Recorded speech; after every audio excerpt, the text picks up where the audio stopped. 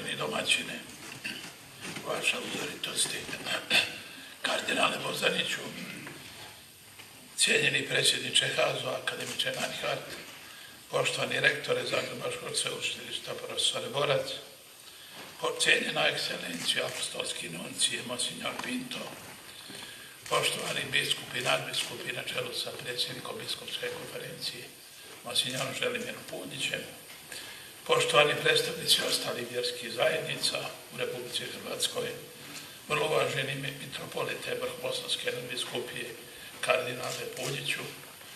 Rijetki su oni koji imaju, ja imam sreću da imam dva kardinala, jednoga po rođenju, a jednoga po izboru, po stanovanju, prema tome jedan pljesak za ova dva kardinala.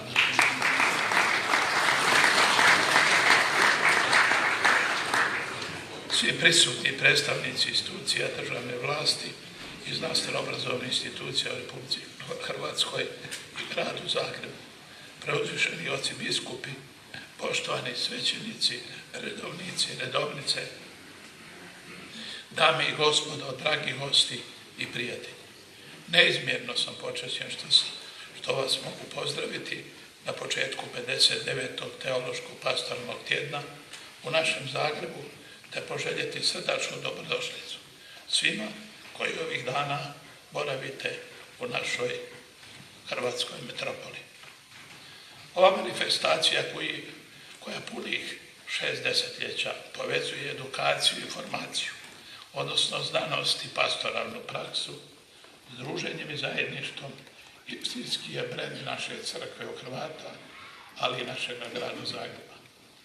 Posebno mi je drago što s jedne strane osluškujete bilo vremena i potrebe našeg društva, a s druge strane izazove koji se nalaze pred crkvom i tako otvarate iznimno važna pitanja i teme. Proročka dimenzija kršćanina u životu crkve i društva prilično je izazovna, tema našeg aktualnog trenutka.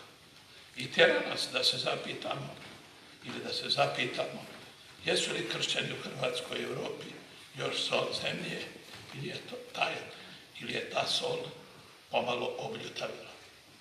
Jesmo li spremni nazvati stvari pravim imenom, pa je uz žrtvu i zamjeranje, ili smo skloni ustuknuti pred istinom kako se ne bi zamjerili, ugrozili svoju popularnost ili, ne daj Bog, nekoga razočarali.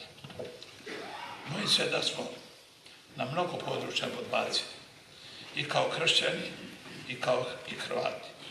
Pa i mi, kao javne osobe ili popularno nazvani političari, kao oni kojima je narod povjerio odgovornost na svim razinama lijepe naše.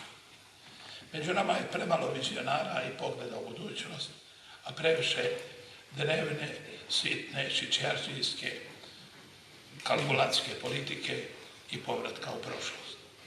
Premalo se oslanjamo na Boga u kreiranju svoje budućnosti, premalo vjerujemo jedni drugima i slabo gradimo zajedništvo.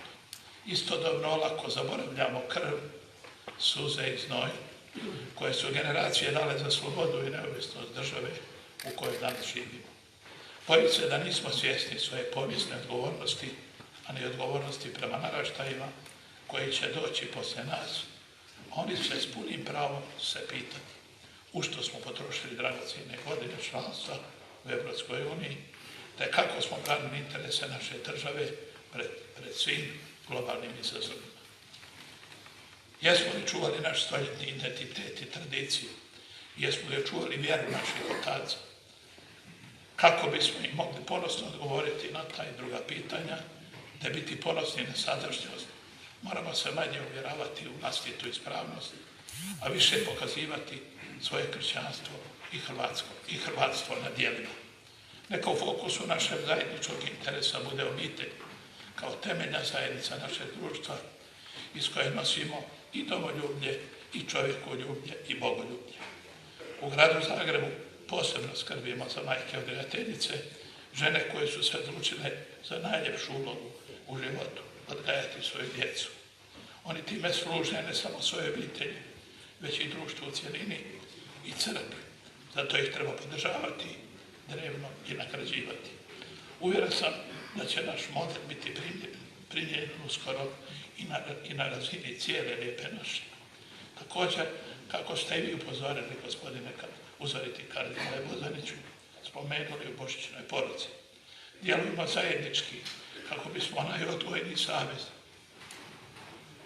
društva s obitelji kao temeljne zajednice koji ima svoju povlaštenu ulogu odgajanju djece izbavili iz krize u kojoj se nalazi, te kako bismo odgojno-obrazovne programe i ciljeve stavili u službu temeljnih obiteljskih vrednota i cjelokupnog razvoja mlade osobe. Zajedno moramo poraditi i na zaustavljanju iseljavanja naših mladih. Hrvatska je pustošena, a mladi koje smo odgojili i školovali izgrađuju neke druge i daleke zemlje. Ovdje moramo stvoriti budućnost i na to putu smo svi podjednako odgovorni. Izazovi s kojima se posljednjih godina suočavamo i vi u crkvenim institucijama, i vi u gradu, i naše društvo općenito nisu nimalo lagani. Ali danas imamo svoju državu i ne smijemo imati strah, niti ustuknuti ni pred kime, ni pred čime, ako smo svjesni da činimo dobro. Samo nam treba više rada, odgovornosti, solidarnosti, zajedništva, hrabrosti i viziji. Neka nam uzor bude naš budući svetac, blaženi Alojzije Stepinac, koji je pokazao kako se ljube Bog, crkva i domovina i u daleko težim vremenima. Hvala vam lijepo.